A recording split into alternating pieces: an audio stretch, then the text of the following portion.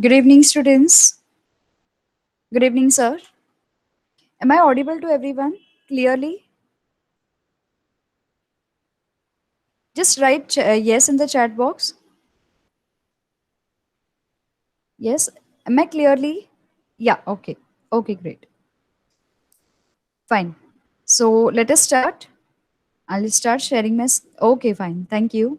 I'll start sharing my screen. So last time we have started the chapter gravitation. आपण तो chapter start केलेला gravitation. त्याच्यामध्ये आपण गुरुत्वाकर्षण शक्तीबद्दल वाचलेलं आणि काही पॉइंट्स आपण नोट डाऊन केलेले. ह्याच्यामध्ये आपल्याला सरांनी सुद्धा काही पॉइंट्स इनिशियली आपल्याला इंट्रोड्यूस केलेलं चॅप्टर बरोबर आणि काही एग्जाम्पल सुद्धा दिलेले वेगवेगळ्या forces apart from gravitation force. कौन से फोर्सेस नेचर में मौजूद होते हैं और अपार्ट फ्रॉम ग्रेविटेशन फोर्स कौन से फोर्स जो है हमारे ऊपर एक्ट करते हैं जिनके बारे में हमें पता नहीं होता है. ओके, त्या संदर्भात आपण बघितलेलं लास्ट टाइम. त्याच्यानंतर आपण ग्रॅव्हिटेशनच्या कॉन्सेप्ट जो कॉन्सेप्ट आहे त्याच्याबद्दल आपण क्लॅरिटी घेतलेली. ग्रॅव्हिटेशनचा अर्थ काय आहे, गुरुत्वाकर्षण शक्ती कशाला म्हणतात आणि ही कुठे कुठे प्रेझेंट असते. ओके, त्याच्यानंतर आपण न्यूटन्स लॉ बघितलेला. आता हा लॉ ग्रॅव्हिटी जे आहे, हा कॉन्सेप्ट ग्रॅव्हिटीचा जो आहे तो न्यूटनने, सर आयझॅक न्यूटन यांनी कसा डिस्कवर केलेला आणि आपण तो का म्हणून वाचतोय त्याच्याबद्दल आपण नॉलेज घेतलेलं. ओके, सो जस्ट क्विकली मी तुम्हाला माझ्या प्रेझेंटेशन थ्रू नेते. ग्रॅव्हिटेशन आणि ग्रॅव्हिटीमध्ये आपण डिफरन्स पाहिलेला. ग्रॅव्हिटेशन कशाला म्हणतो आणि ग्रॅव्हिटी कशाला म्हणतो आपण. दोन वेगवेगळे टर्म्स आहेत ज्याला आपण सायन्समध्ये यूज करतो ॲज पर द क्वेश्चन और ॲज पर द रिक्वायरमेंट. त्याच्यानंतर आपण पाहिलेलं introduction to scientist. Sir Isaac Newton ह्यांचं जे कॉन्ट्रीब्युशन आहे टुवर्ड्स सायन्स और टुवर्ड्स फिजिक्स, टुवर्ड्स कॅल्क्युलस, हे कसं बाकीच्या सायंटिस्टपेक्षा डिफरंट आहे. नो वंडर्स बाकीचे सायंटिस्ट सुद्धा त्यांचं कॉन्ट्रीब्युशन खूप सारं होतं, पण ह्यांनी ज्याप्रमाणे रिप्रेझेंट केले हे सगळे थिअरीज जे आपण आज वाचतोय आणि जे आपल्याला पुढे सुद्धा उपयोगी पडणार आहेत. जसं तुम्ही तुमच्या स्ट्रीममध्ये आफ्टर 10 जाणार, वेगवेगळ्या स्ट्रीममध्ये कोणी सायन्स घेणार, कोणी आर्ट्स घेणार, कोणी कॉमर्स घेणार, कोणी वेगवेगळ्या स्ट्रीम्समध्ये जाणार, त्याप्रमाणे तुम्हाला ह्या सगळ्या थिअरीज पुढे जाऊन कळणार आहेत, कसं हे इम्पॉर्टन्स ठेवतात आणि तुम्ही का म्हणून 10th मध्ये वाचताय त्यांना बेसिक्स म्हणून. त्याच्यानंतर आपण पाहिलेलं sir Isaac Newton on gravitation. त्यांनी हा जो लॉ आहे तो कसा दिलेला आणि त्याने कशाप्रमाणे या लॉ बद्दल डिस्कव्हरीज केलेल्या. कुठल्याप्रमाणे म्हणजे फक्त हा फळ ऍपल नसून तो त्यांच्या डोक्यावरती पडलेला आणि डोक्यावरती पडल्यामुळे त्यांना ती आइडिया स्ट्राइक झाली. लाइक लास्ट टाइम मैंने आपको जैसे बताया था, कभी भी कोई भी आइडिया को स्ट्राइक होने के लिए आपको एक छोटे से दिमाग के अंदर किक की जरूरत होती है. आपके आजू बाजू में बहुत सारी चीजें डेली लाइफ में होते रहती है. ओके, जैसे आप आजू बाजू में बहुत सारी चीजें देखते हो, लेकिन वही चीजों के बारे में आप क्रिटिकली थिंक कैसे करते हो, उसके बारे में ज्यादा सोचते कैसे हो, वो डिपेंड करता है कि आपको कौन सी आइडिया कौन से टाइप पे स्ट्राइक होती है. तो सेम आइजैक न्यूटन जी के साथ भी हुआ था वो टाइम पे. और वो टाइम पे जब आइजैक न्यूटन का एरा था या इनके पहले केपलर जी का एरा था, तो वो टाइम पे टेक्नोलॉजी इतनी एडवांस नहीं थी. ओके, बट स्टिल उन्होंने उनके एरा में अपने अलग अलग कॉन्सेप्ट्स को रीडिजाइन किया या कॉन्सेप्ट्स को इन्वेंट किया. Totally a new branch of mathematics को इन्वेंट करना is not a small thing. Students, calculus उन्होंने पूरा का पूरा ब्रांच बनाया and in that calculus nowadays most of the most of the branches of science have been formed calculus के basis पे. सो ये उनका कंट्रीब्यूशन रहा. उसके बाद जो सर आइजैक न्यूटन जी की जो थ्योरी थी on gravitation, it was not only limited to the earth और centre of the earth, but it also extended to the moon. Moon तक उनकी वो थ्योरी एक्सटेंड हुई. कैसे एक्सटेंड हुई? Apple, after apple falling on the earth, later on he came to another idea that अगर apple गिर सकता है तो मून क्यों नहीं गिरते हैं. ओके, ये मून कैसे रोटेट होता है या मून अर्थ के बाजू में हर बार क्यों दिखता है, एवरी नाइट स्काई में हमें मून क्यों दिखता है. तो that was not only limited to apple but it also extended to moon.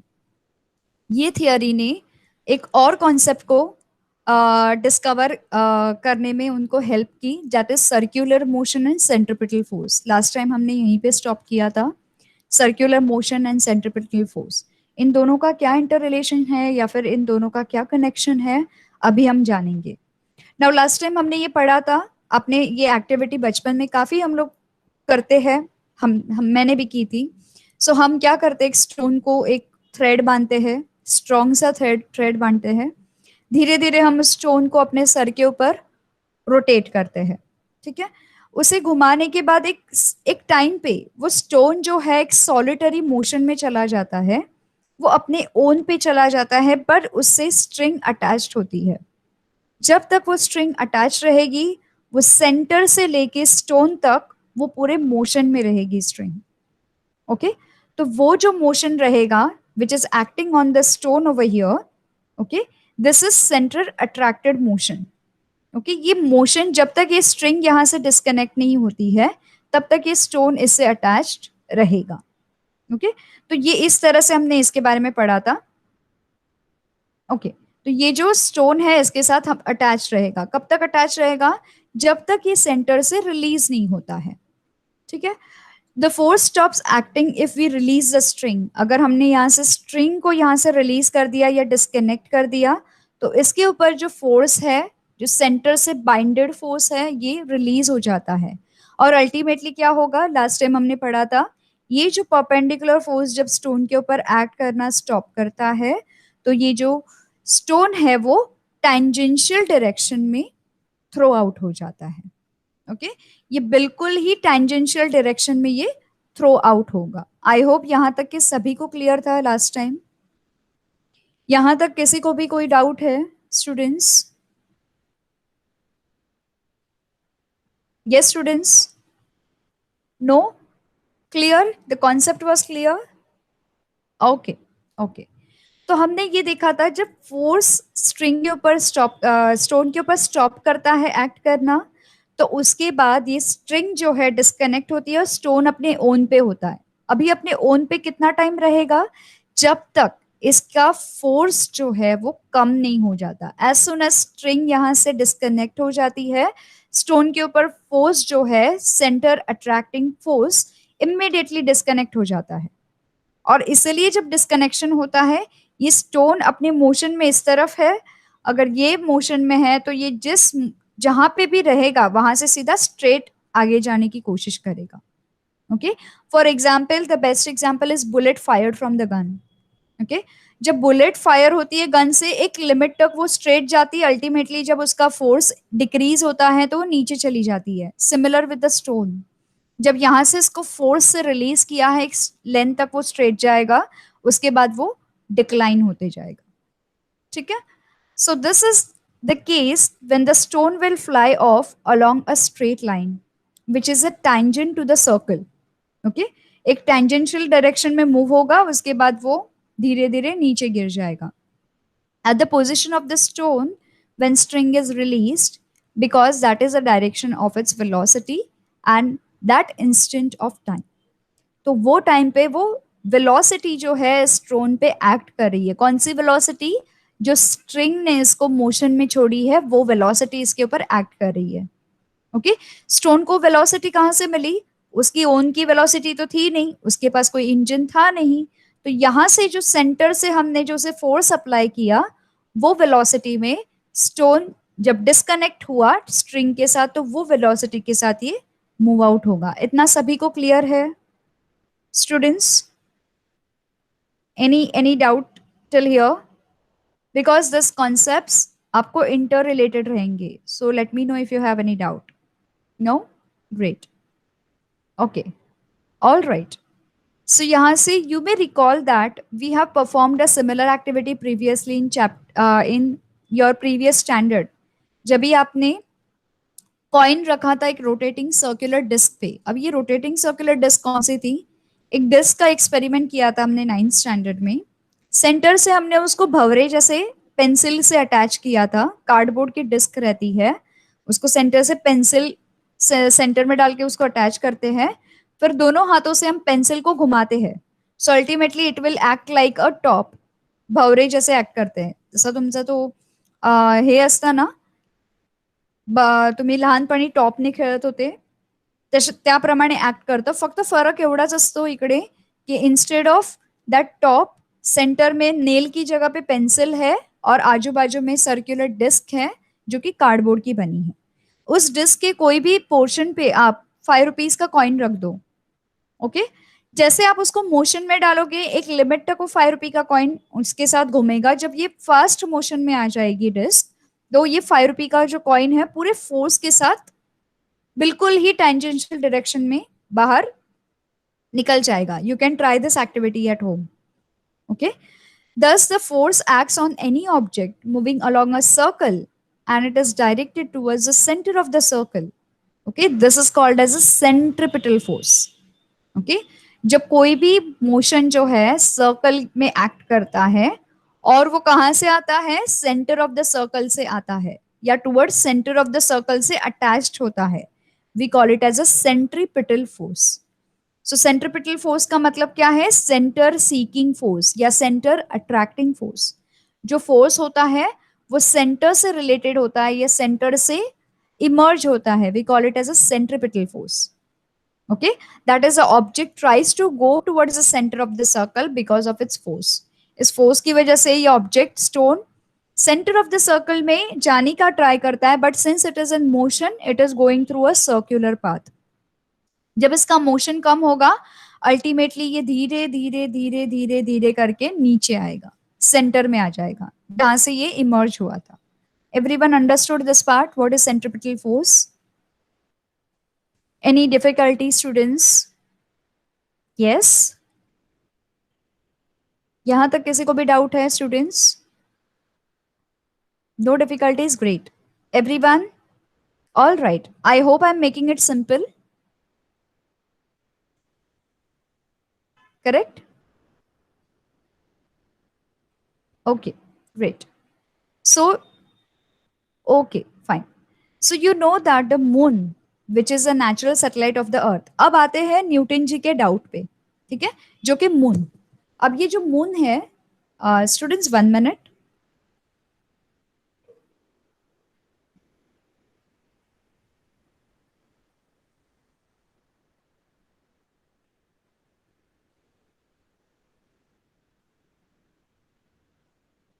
Okay.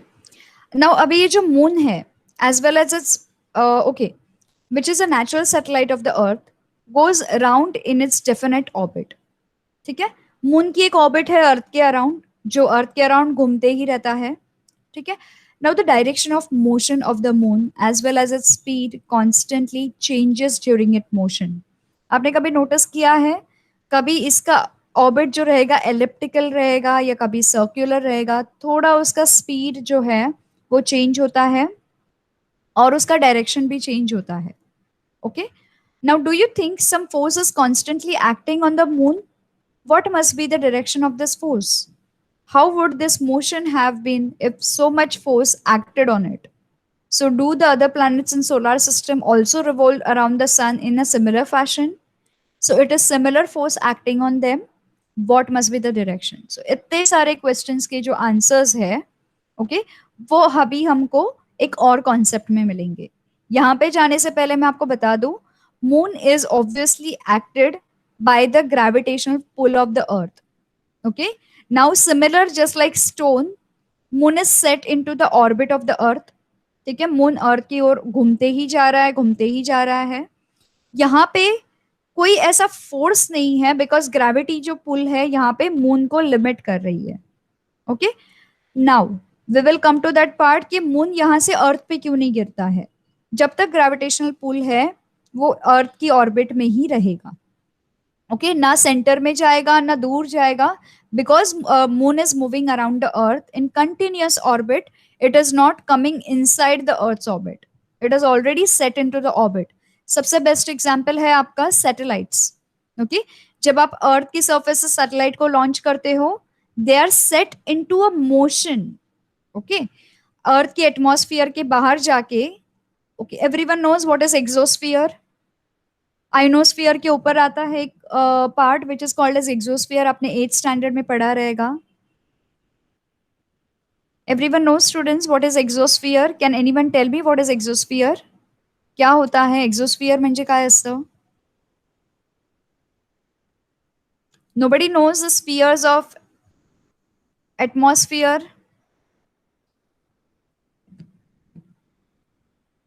Yes, students? No one knows? Had learned. Okay. All right. But are you familiar? आपको थोड़ा भी idea है एक्सोस्फियर टर्म जैसे कुछ exist करता है? किसी को आइडिया है?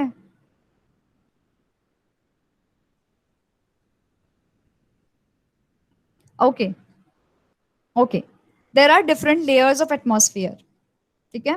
हर एक लेयर एटमॉस्फेयर का जो होता है वहां पे एक एक लेयर्स जो होता है, एक एक लेयर जैसे आप ऊपर जाओगे अर्थ के सरफेस से, तो वहां पे आपकी ग्रेविटेशनल पुल कम होते जाती है. इसके बारे में भी हम आगे पढ़ेंगे यही चैप्टर में. जैसे आप अपनी लैंड की तरफ होते हो तो लैंड के यहाँ पे आपको मैक्सिमम ग्रेविटेशनल फोर्स मिलेगा, इसलिए जो एप्पल था स्ट्रेट अर्थ पे गिरा. जैसे आप अर्थ के सरफेस से धीरे धीरे ऊपर जाते हो अलग अलग स्पीयर्स फॉर्म होते हैं. इवन आपका ओजोन लेयर जो है वो एक स्पीयर ऑफ द अर्थ पे है. ठीक है. इवन आपके जो फ्लाइट्स और जो एरोप्लेन्स मूव होते हैं वो भी एक आपके लैंड से काफी ऊपर मूव होते हैं. उसके बाद उसके ऊपर आपके जो रेडियो वेव्स होते हैं, जो आपको रेडियो और मोबाइल और टीवी के सिग्नल्स मिलते हैं, वो सैटेलाइट्स होते हैं.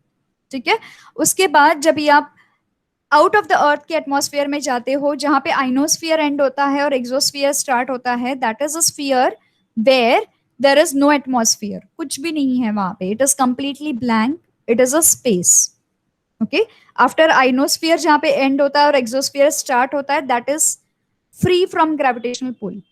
ओके. वहां पे मिनिमम एकदम एकदम एक्सट्रीमली स्मॉल ग्रेविटेशनल पुल रहता है जो आपके छोटे छोटे ऑब्जेक्ट्स पे एक्ट नहीं करता है, बड़े ऑब्जेक्ट्स पे एक्ट करता है. ठीक है. वो स्पेस होती है जहां पे आपका मून मून जो है वो मूव होता है. ओके. और वो स्ट्रेट आपकी अर्थ की ग्रेविटी के साथ रिलेशनशिप रखता है, क्योंकि आपके जो टाइड वगैरह है अर्थ पे, that is all affected with the moon. जो मून है वो हमारे अर्थ पे टाइड्स को कंट्रोल करता है. हाई टाइड, लो टाइड, पौर्णिमेच्या दिवशी हाय टाइड होते, लो टाइड होते, अमावस्येच्या दिवशी तुमचे टाइड्स चेंज होतात. ते सगळं तुमच्या मून बरोबर कनेक्टेड असतं. ओके.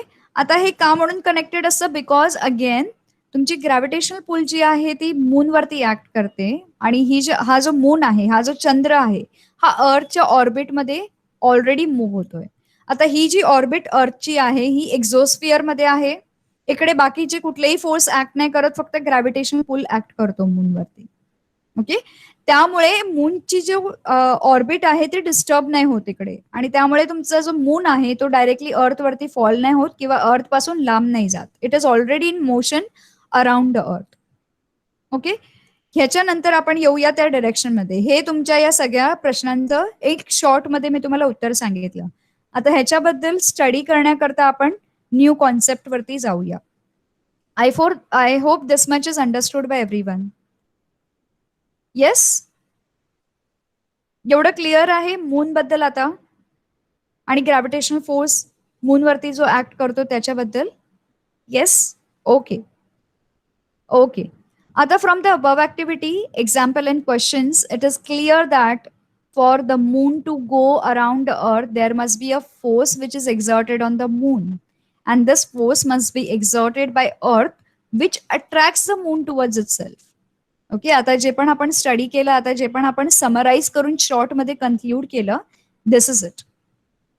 जे पण आपण बघतो या ऍक्टिव्हिटी मधून आपण हे कन्क्लूड करू शकतो की मूनवरती जो आहे अर्थचा कुठला तरी फोर्स ऍक्ट नक्की करतोय. ओके. आणि त्यामुळे जो मून आहे तो ऑर्बिटमध्ये ऑलरेडी सेट आहे. ही नॅचरल ऑर्बिट आहे. Similarly sun must be attracting the planets including earth towards itself. Same sun पण अट्रॅक्ट करतो प्लॅनेट्सना towards itself, just like how earth is attracting moon. म्हणून आपले जे प्लॅनेट्स आहेत ते सनच्या ऑर्बिटमध्ये फिरतात. ओके. सनला ऑर्बिट करतात, 1 year is equal to 365 days of the earth. Every planet has its different year cycle. Okay. आता नवीन डिस्कवरी झाली आहे, एक सुपर जायंट अर्थ डिस्कवर झाली आहे. Okay, the recent discovery. त्याच्यामध्ये हे सांगितलं आहे की ती जी सुपर अर्थ आहे, जो प्लॅनेट सुपर अर्थ डिस्कवर केलाय, it is something around 34 light years away from the our own solar system. पण तो सूर्याला, तो सनला एक रोटेशन, ओके, एक रोटेशन करायला, म्हणजे जो 24 आवर्स आपलं हे आहे त्याचा 24 आवर्स नाहीये. प्लस आपला जो 1 इयर आहे 365 डेज, त्यांचा जो वन पूर्ण सनच्या भोवती जो रोटेशन आहे तो that is equal to 2.5 days. It is so fast around their sun. So this is just few discoveries I am sharing. Okay.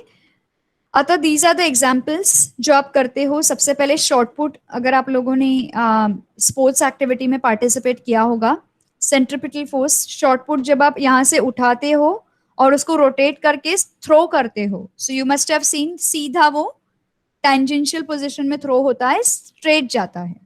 Okay, same this is your, अगर आपने ये जायंट व्हील या इसमें आप बैठे हो, okay, again it is a centre attracting force. लोग यहाँ से क्यों नहीं गिरते हैं, okay? या फिर लोग यहाँ से पुल क्यों फील करते हैं? First of all it is feeling at the centre of the circular orbit. तो यहाँ पे जो भी फील रहेगा, ये देखिए यहाँ पे भी they are redirecting it towards the centre of the orbit.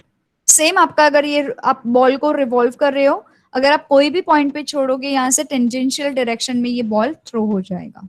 Basically it is center attracting, so it is revolving in only circular orbit and not in square or rectangular orbit. ठीक है. Giant wheel का भी same concept है, centre attracting force होता है. Okay, यहाँ पे bucket of water and string, जब तक आप बकेट, आप इसमें आधा पानी भरा हुआ है, जब तक आपकी स्ट्रिंग मूव हो रही है, बकेट पानी के साथ मूव होगा.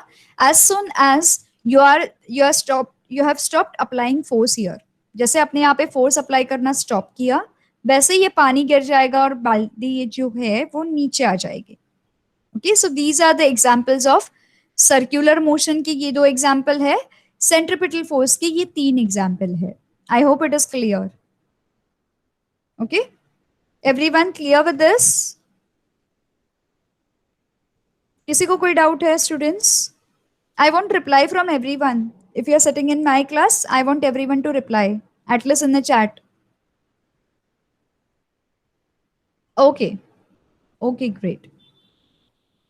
आप पैसिव नहीं बैठेंगे, आप एक्टिवली मुझे रिप्लाई करेंगे अगर मैं बीच में आपको सवाल पूछ रही हूँ तो. Fine. Let us go to another part. अब आते हैं केपलर जी पे. अब केपलर कहाँ से आए? Let us go back to our text book for this purpose. Okay, तो अभी हमने यहाँ पे सेंट्रिपिटल फोर्स के बारे में पढ़ा था. अब यहाँ पे एक और कॉन्सेप्ट है. ठीक है, ये पार्ट आई थिंक क्लियर है सभी को. Now let us know the another concept related to centripetal force. You know that moon, which is a natural satellite of the earth, goes round in a definite orbit. The direction of the moon of the direction of motion of the moon as well as its speed constantly changes. During this motion, do you think some force is constantly acting on the moon? What must be that force? How the motion have been in such a force acted on it? सो ये सारे question का जवाब देने के लिए हम जाएंगे Kepler के लॉ पे. फ्रॉम द अबव एक्टिविटी हमने ये देखा, एग्जाम्पल और क्वेश्चंस, ये सारी चीजें हमें क्लियर हो चुकी है. अब आते हैं हम सीधे केपलर लॉ पे. अब ये केपलर लॉ क्या है और अभी इसके बारे में क्यों पढ़ रहे हैं? Planetary motion had been observe by astronomers. बहुत सारे एस्ट्रोनॉमर्स हैं जिन्होंने प्लैनेट के मोशंस को ऑब्जर्व किया है. Not from now, from centuries. Okay, पहले भी before your starting of this era. Okay, आपका जो एनो डोमिनी एरा है, उसके पहले जो बीसी वाला एरा था, बिफोर क्राइस्ट वाला एरा, वो टाइम पे भी काफी सारे स्कॉलर्स थे, उन्होंने प्लैनेटरी मूवमेंट्स ऑब्जर्व किए हैं. There are many monuments based on the motion of planets and motion of the sun. Okay, so ancient times ये सारा ऑब्जर्व किया जा रहा है. Before Galileo, all observations of planets positions were made with naked eyes. Okay, Galileo ji ने telescope discover किया, okay, invent किया in fact telescope. तो उनके पहले जितने सारे ऑब्जर्वेशन हुए थे that is with the naked eyes, और वो टाइम पे स्काई भी काफी क्लियर होता था। ओके, इतना जितना पोल्यूशन आपको अभी दिखाई दे रहा है, clouds and too much of dusky sky, वैसा नहीं होता था। वो टाइम पे स्काई भी काफी क्लियर था। तो वो टाइम पे इजीली प्लैनेट्स को देखना या ऑब्जर्व करना, और वो टाइम पे लोगों का precision related to every star, अगर वो उस स्टार को लोकेट करेंगे तो उसी स्टार को नेक्स्ट डे स्काई में लोकेट करेंगे, वो स्टार के बीच में कंफ्यूज नहीं होते थे। ओके, अगर आपने कोई एंशियंट मूवी देखी रहेगी, स्टार को लेके they use to trace their way all the way from one city to another. Star का डायरेक्शन, स्टार का लोकेशन, उसके ऊपर बेस होके उन्होंने अपने लोकेशन या पाथ बनाए हैं, उन्होंने अपने रास्ते बनाए हैं। So they were very precise with respect to the astronomy. Okay, coming back to the chapter. Before Galileo, all the observations of planets positions were made with the naked eyes. By the 16th century, a lot of data were available about planetary position.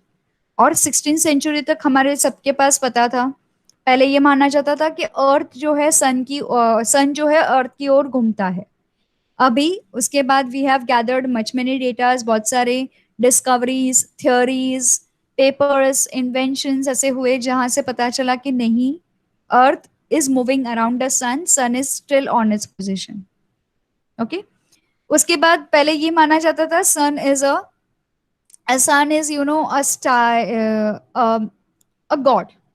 Okay, every planet को एक God के रूप में लोग मानते थे to worship the super natural power. Okay, it was not something, they were not educated. In fact अभी की जनरेशन जितनी एजुकेटेड नहीं है, उससे ज्यादा जो एजुकेटेड थी वो हमारी प्रीवियस जनरेशन थी। Okay, they use to worship every natural force. Okay, उसको एक रूप दे देते थे और हर चीज को वो वर्शिप करते थे, नेचर को वर्शिप करते थे। अभी हम नेचर को वर्शिप करना भूल गए हैं, नेचर को प्रिजर्व करना भूल गए हैं।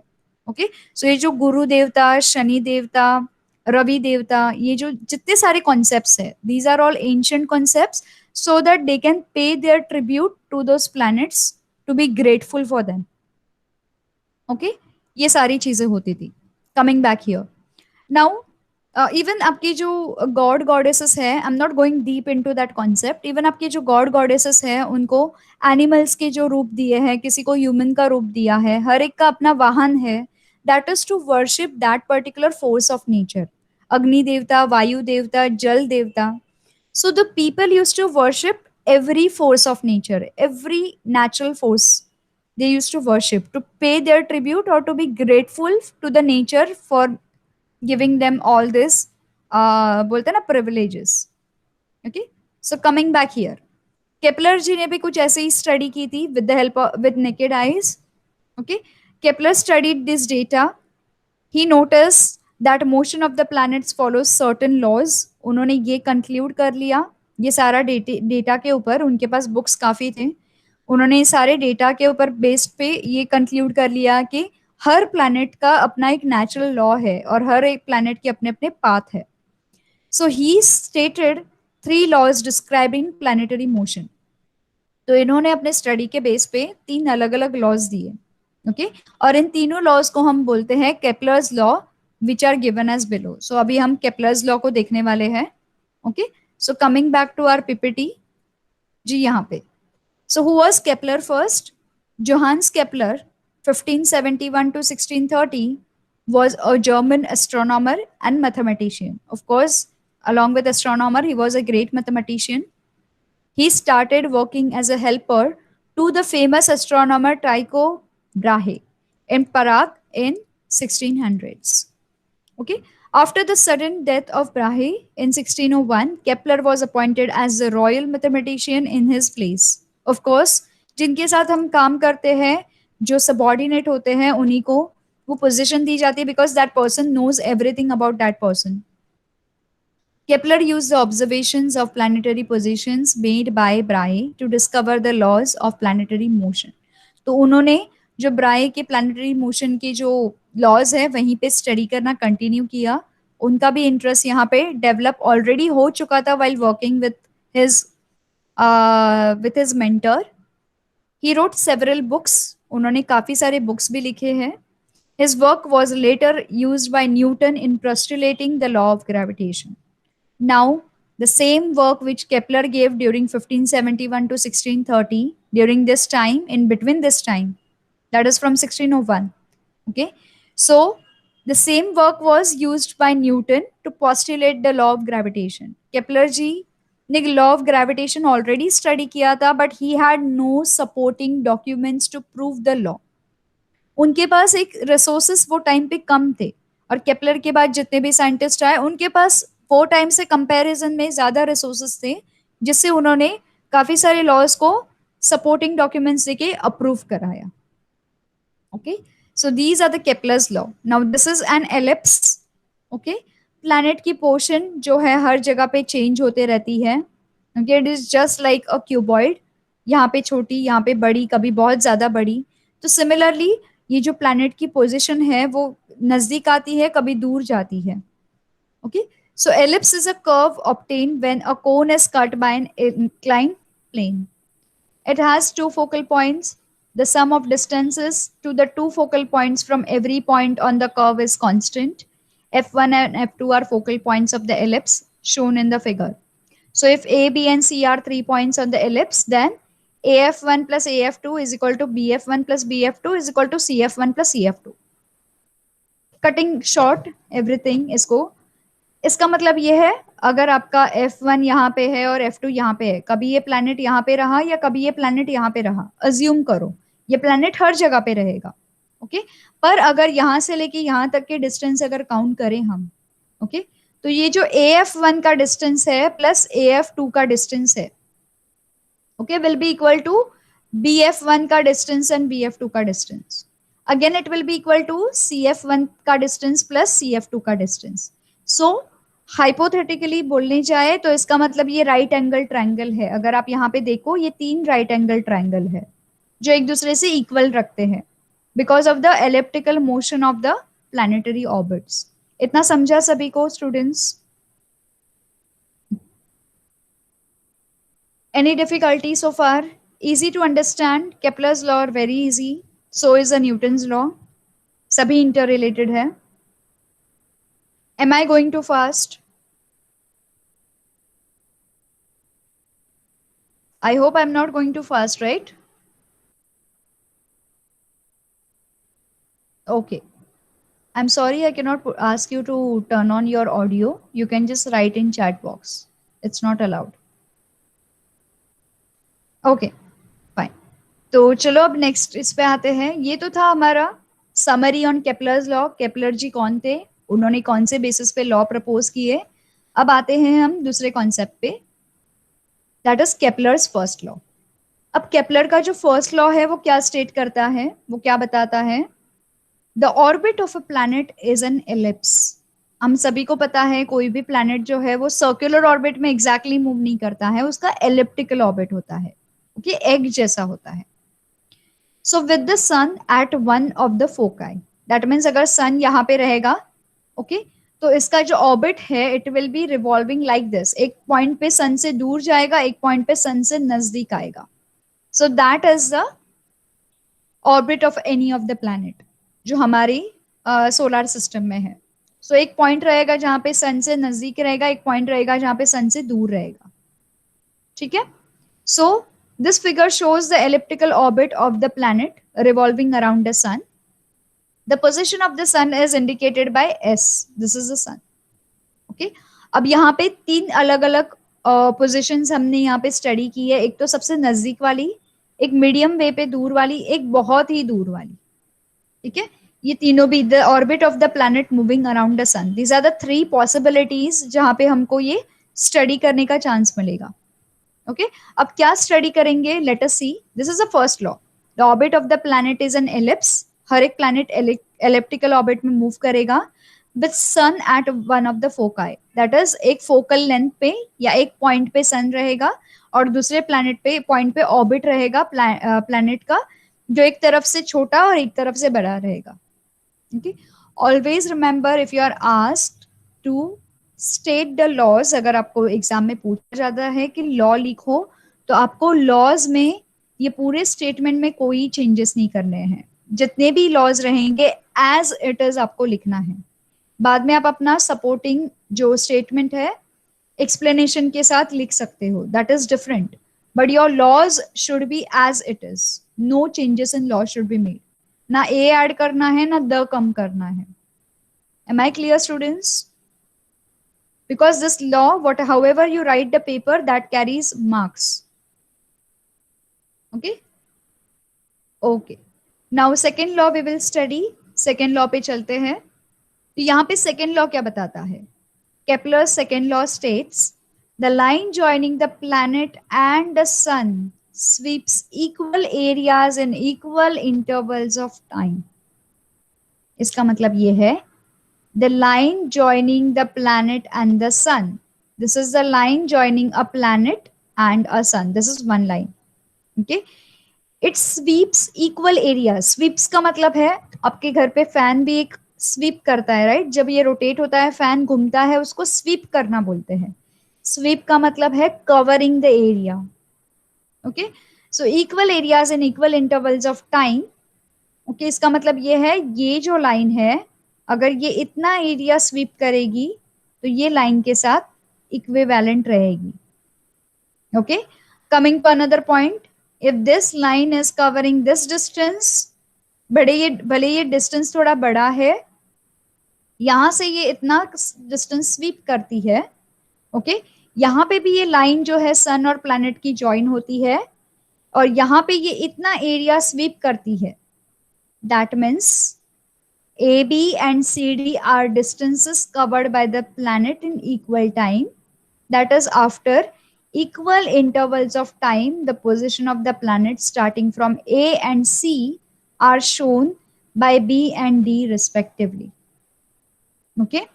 The straight lines AS and CS sweep equal areas in equal interval of time. That is, area ASB and CSD are equal. Okay. इसका मतलब ये है कि आपका जो ये इक्वल टाइम है, अगर जितना टाइम यहाँ पे 5 मिनट लगा ये स्वीप करने के लिए, उतना ही टाइम यहाँ पे 5 मिनट लगा। So your angle ASB will be equal to angle CSD। Everyone understood? Again repeating this law. आपको ये स्टेटमेंट तो सभी को पता चला, the line joining the planet and the sun sweeps equal areas in equal interval of time. अगर यहाँ पे टाइम इक्वल है, यहाँ पे 5 मिनट्स का टाइम है, यहाँ पे 5 मिनट्स का टाइम है, यहाँ पे भी 5 मिनट्स का टाइम है। Okay, so it means that जो AB and CD are the distances, 5 minute में AB इतना डिस्टेंस कवर किया, 5 मिनट में CD इतना डिस्टेंस कवर किया। ओके, तो इसका मतलब ये है after equal interval of time, the positions of the planet starting from A and C are shown by B and D respectively. हमने B और D को एक intermediate point के तौर पे यूज किया है। Okay, actual distance covered by planet क्या है? A से लेके C तक, this is the actual distance. पर हमने ये डिस्टेंस इक्वल है ये प्रूफ करने के लिए पॉइंट B और पॉइंट D की हेल्प ली है। Okay, so this point B and point D represent कितना टाइम लगता है यहां से यहां तक कवर करने। अगर 5 मिनट यहां से यहां पे कवर करने के लिए लगती है A और B का डिस्टेंस, तो C और D का डिस्टेंस भी 5 मिनट में कवर करता है। इसका मतलब ये है दैट स्वीप इक्वल है। स्वीप इक्वल है मतलब ये पूरा स्वीप है, the sweep is equal to this sweep. मतलब ये angle ASB will be equal to angle CSD। Okay, अगर सेम टाइम EF को भी लगता है 5 minute, so again your angle CSD will be equal to angle ESF। That means ultimately ये तीनों भी एंगल्स एक दूसरे से इक्वल है। That is the orbit of the planet moving around the sun. इतना सभी को क्लियर है स्टूडेंट्स? अंडरस्टूड? सेकेंड लॉ क्या बताता है? सेकेंड लॉ इन शॉर्ट यही बोलता है कि जितना एरिया सन के अराउंड स्वीप करेंगे, अगर इक्वल इंटरवल ऑफ टाइम है, तो ये स्वीपिंग एरिया भी इक्वल हो जाएगा। Understood, everyone? Awaiting your response, students.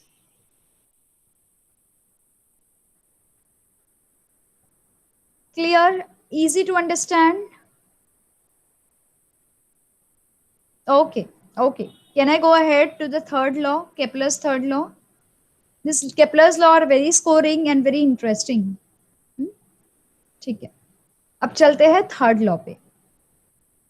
Okay, great. या, सो केपलर्स थर्ड लॉ क्या बताता है? The square of its period of revolution around the sun is directly proportional to the cube of the mean distance of a planet from the sun. Okay, that means the square of its period is nothing but the time. Okay, the square of its period को हम suppose t represent करेंगे और t square बना देंगे, is a period of revolution around the sun. हम सन के respect में revolution बोलेंगे. ओके, रेवोल्यूशन सन के रिस्पेक्ट में क्यों? क्योंकि हम सोलर सिस्टम के प्लैनेट को पढ़ रहे हैं. ठीक है, so it is directly proportional to the cube of the mean distance of the planet from the sun. So it is directly proportional. This is a sign of proportionality. Okay, directly proportional to r cube. What is r? R cube is nothing but the radius. Okay, that is mean distance of planet from the sun. तो जो सन से लेके planet का distance वो radius count होगा आपका. ठीक है, क्योंकि सन को हमने सेंटर में फोकल में रखा है, फोकल लेंथ पे. ओके, सेकेंड लॉ में हमने सन को फोकाई पे रखा था और सन से लेके जो प्लैनेट तक का डिस्टेंस है that will be R cube. So आपका टाइम पीरियड इंक्रीज होगा तो डिस्टेंस भी इंक्रीज होगा. Okay, that is T is directly proportional to the r cube. T square is directly proportional to the r cube. Ab that means what? T square upon r cube is equals to constant. Now from where this constant has come? K is called as proportionality constant for Kepler's third law. Okay, K को हम constant represent करते हैं. अब हमने इसको कैसे किया? जब भी आप r को, अब now what is this proportionality का साइन? जब आप proportionality का साइन हटाते हो तो आप इक्वल टू डालते हो. ठीक है, अगर मैंने प्रोपोर्शनलिटी का साइन हटा के इक्वल टू डाला तो मुझे इसको रिप्रेजेंट करना है कांस्टेंट टर्म के साथ. That is a law of your mathematics. Okay, जब भी आप प्रोपोर्शनलिटी साइन को रिमूव करते हो, उसको इक्वल टू में कन्वर्ट करते हो, तो आप दूसरी तरफ इक्वल टू के दूसरी तरफ कांस्टेंट को रिप्रेजेंट करते हो. सो यहाँ पे कांस्टेंट क्या है? Kepler's constant. और मैंने यहाँ पे क्या किया? T square upon r cube किया. ओके, क्योंकि अगर मैं आर क्यूब को यहां से हटा के टी के नीचे लेके आती हूँ तो जो इक्वल टू के इस तरफ मल्टीप्लाई होता है वो इक्वल टू के इस तरफ जाके डिवाइड होता है. Everyone clear with this rule? R cube नीचे क्यों आया? ओके, अगर आर क्यूब के नीचे में टी स्क्वायर रखती तो कांस्टेंट यहाँ पे आता, but I want T square up and r cube down. Okay, तो हमने क्या किया यहाँ पे? पहले प्रोपोर्शनलिटी साइन को इक्वल टू में कन्वर्ट करके कांस्टेंट दे दिया और जो इस तरफ इक्वल टू के इस तरफ आर क्यूब था उसको हमने नीचे लाया. समझा ये इक्वेशन कैसे फॉर्म हुआ? Okay, so Kepler obtained this law simply from the study of position of the planets obtained by regular observations. He had no explanation. अब now यहाँ पे no explanation. This was the only problem of Kepler's. He had no explanation as to why planets obeys this law.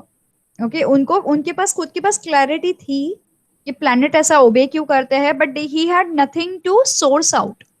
Okay, कोई source नहीं था उनके पास कि वो explanation provide करे कि ये लॉज क्यों फॉलो करते हैं. So we will see below how this laws help Newton. Now Newton ने इन लॉज की हेल्प कैसे की या कैसे ली? Okay, to formulate this theory of gravitation. And the area ESF in the figure is equal to the area ASB, what you will infer about EF. ठीक है, जैसे हमने पीछे की डायग्राम में ऑलरेडी देखा था, दैट इज आपका जो एरिया ESF है it will be equal to this area depending on the second law. ठीक है, ये तो मैंने आपको ऑलरेडी बता दिया था. This statement came over here. So I hope all the three laws are clear with everyone, students. No difficulty?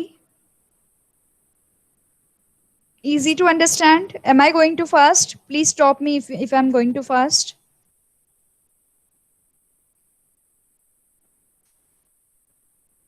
Yes? No? Okay, great. So दोबारा से हम केपलर का लॉ एक बार रिवाइज करते हैं, then we will go to the Newton's law of gravitation. Okay? Let us go back to our first law. Yeah, from here. The first law, Kepler's first law states that the orbit of a planet is an ellipse with the sun at one of the foci. ठीक है, इसका मतलब सन यहाँ पे है और orbit जो रहेगा प्लैनेट का, it will be in elliptical motion and not in a circular motion. Exact circle में नहीं रहेगी. एक तरफ पे प्लैनेट जो है सन के काफी नजदीक आएगा, एक तरफ जो प्लैनेट है सन से काफी दूर जाएगा. ठीक है, so it will be in elliptical motion. Second law क्या बताता है? सेकेंड लॉ भी यही बताता है कि the line joining the planet and the sun sweeps equal areas in equal interval of time. इसका मतलब अगर ये लाइन यहाँ पे ज्वाइन होती है, ये लाइन यहाँ पे ज्वाइन होती है, if this is taking 5 minutes, then ultimately if this is also taking 5 minutes, इसका मतलब इन दोनों ने इक्वल एरिया कवर किया है. यहाँ पे नजदीक है इसलिए यहाँ पे थोड़ा फैला हुआ है, यहाँ से दूर है इसलिए कम फैला हुआ है, ये और भी दूर है इसके लिए ये और कम फैला हुआ है. But ultimately this all the three dimensions are taking 5 minutes. 5 minute में अगर पॉइंट ए से बी कवर किया डिस्टेंस, और सी से डी 5 मिनट में कवर किया, और ई से एफ 5 मिनट्स में कवर किया, so ultimately it states that they are sweeping equal distances from the sun, okay, in equal interval of time. So यहाँ पे A B and C D are the distances covered. तो हमने actually distance cover हुआ है वो ए से लेके सी तक है, लेकिन हमको ये रिप्रेजेंट करना है मैथमेटिकली, इसलिए हमने इंटरमीडिएट पॉइंट बी लिया और इंटरमीडिएट पॉइंट डी लिया. Okay, I hope this part is clear. Coming to another third law. Okay, third law ये बताता है the square of the period of revolution around the sun is directly proportional to the cube of the mean distance of the planet from the sun. That means time period का square is directly proportional to the radius का square. Radius is nothing but the distance of the planet from the sun. Okay, that is r cube. Okay, अब ये square है, ये cube क्यों है? क्योंकि आपका जितना टाइम यहाँ पे कवर करने के लिए लेता है, okay, is less as compared to the distance. Distance is more from the sun. जो time है it is 1 fraction less. इसलिए यहाँ पे t square is directly proportional to r cube किया है. ओके, अब ये डायरेक्टली प्रोपोर्शनल क्यों है और इनवर्सली प्रोपोर्शनल क्यों नहीं है? इनवर्सली प्रोपोर्शनल कभी होता है, डायरेक्टली प्रोपोर्शनल कभी होता है, कोई बता सकता है स्टूडेंट्स? कौन सा एक क्राइटेरिया होता है जब ये डायरेक्टली प्रोपोर्शनल होता है और इनवर्सली प्रोपोर्शनल होता है? Students tell me.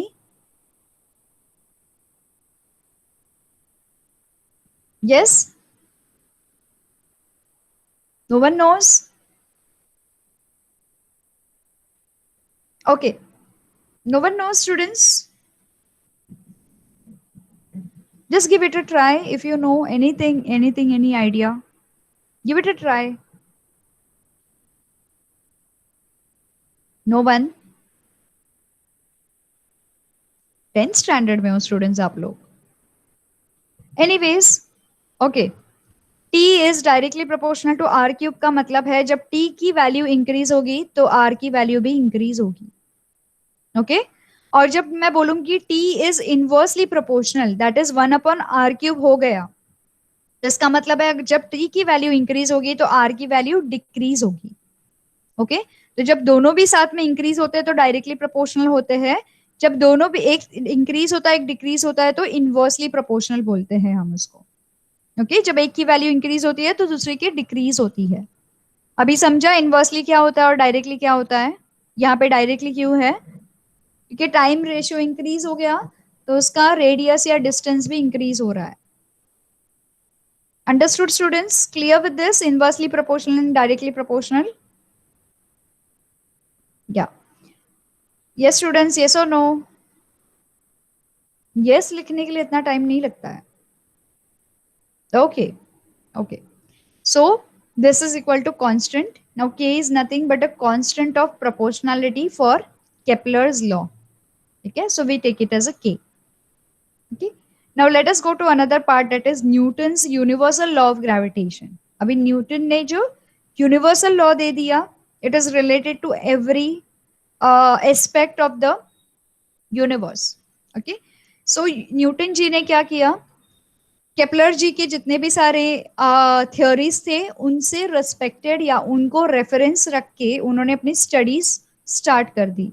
So all above considerations including Kepler's law led Newton to formulate this theory of universal gravity.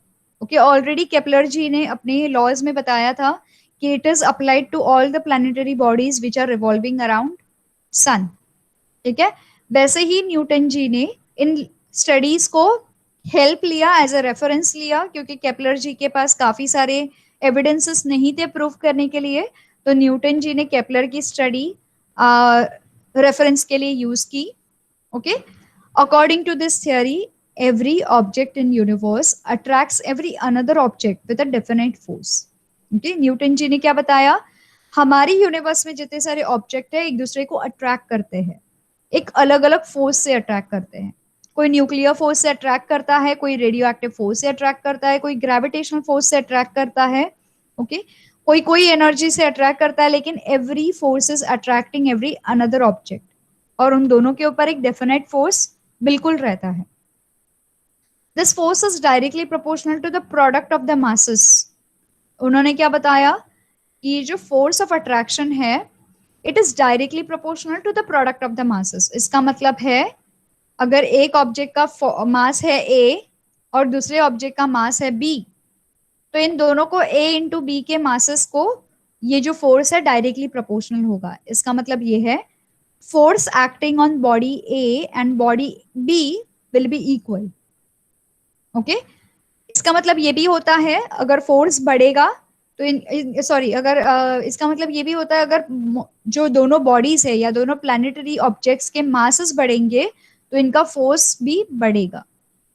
Okay, so this will be directly proportional. इसके बाद आते हैं दूसरे पार्ट पे. Okay, so it is inversely proportional to the square of distance between them. Of course, इन दोनों के distance के साथ इनवर्सली प्रोपोर्शनल रहेगा. इसका मतलब ये है फोर्स और ये मास है, ये दोनों मिला के इसके डिस्टेंस के बीच में इनवर्सली प्रोपोर्शनल रहेंगे. अगर फोर्स और मासेस बढ़ेंगे तो इसका डिस्टेंस घटेगा, अगर डिस्टेंस बढ़ेगा तो ये घटेंगे. Okay, so this is how we will see the equation for this Newton's universal law of gravitation shortly. ठीक है, इसके ये स्टेटमेंट का जो इक्वेशन है मैं आपको बताऊंगी और वो भी एक्सप्लेन करूंगी. ठीक है, आई होप ये part is clear with everyone. Any doubts? So basically यहाँ पे क्या बताया है, the centre of the mass of an object is a point inside और outside the object at which the total mass of object can be assumed to be concentrated. Okay, her object का जो मास है उसके centre पे concentrate होता है, भले वो इनसाइड मास रहने दो या आउटसाइड मास रहने दो, वो उसके सेंटर पे ही कॉन्सेंट्रेट करता है. The center of the mass of a spherical object having uniform density is at its geometrical center. Okay, geometrical center मतलब जो हम एग्जैक्ट सेंटर जो उसका मेजर करते हैं, तो वो स्पेरिकल कोई भी ऑब्जेक्ट रहेगा उसका जो मास रहेगा it will be at the geometrical centre, मतलब basically centre of that object. Okay, centre of the mass of any object having uniform density is as a centroid. उस ज्योमेट्रिकल सेंटर को हम बोलते हैं सेंटरॉइड. ओके, जहां पे उसकी फिक्स डेंसिटी होती है. नाउ ये सारे जो नेचुरल ऑब्जेक्ट्स हैं उनकी डेंसिटी चेंज नहीं होती है, उनकी डेंसिटी फिक्स्ड होती है. ठीक है, इसलिए इनके यूनिफॉर्म डेंसिटी होती है और ज्योमेट्रिकल सेंटर होती है जिसको हम सेंट्रॉइड बोलते हैं. ठीक है, ऐसा नहीं कि कभी प्लैनेट बढ़ गया कभी प्लैनेट घट गया, not possible. Okay, the whatever the shape of planet is there, whatever the density of planet is there, it is there throughout. Okay, so I hope यहां तक के सभी को क्लियर है students, Newton's universal law of gravitation. Any difficulty so far? Yes. Okay, so this law, Newton's universal law of gravitation, जो मैंने आपको अभी यहाँ पे बताया, ये स्टेटमेंट ये यहाँ पे एक्सप्लेन किया, this force is directly proportional to the product of the masses and of the two objects and inversely proportional to the square, okay, of the distance between them. ये यहाँ पे इस डायग्राम में prove किया है along with this fraction, this equation, okay. यहाँ पे मास 1 है, मास 2 है, सपोज एक बड़ा वाला ऑब्जेक्ट एक छोटा वाला ऑब्जेक्ट है, ओके, इसका जो डिस्टेंस है इसके ऊपर जो फोर्स है वो एक्ट करेगा, तो जब ये फोर्स एक्ट करेगा दोनों को एक दूसरे के करीब लाएगा, okay. Again, this distance is going to reduce or it is going to increase depending upon the masses and force of the object. ये अभी हम नेक्स्ट सेशन में पढ़ेंगे. So आज के लिए इतना ही.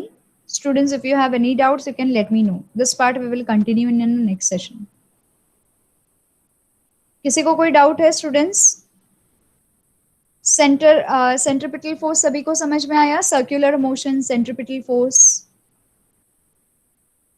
Okay, Kepler's law, clear with everyone, all the three laws. Newton's universal law of gravitation. Okay, उसका definition और explanation हम next session में देखते हैं. Shall we stop here for today? Yes? Okay. Okay, I'll stop here.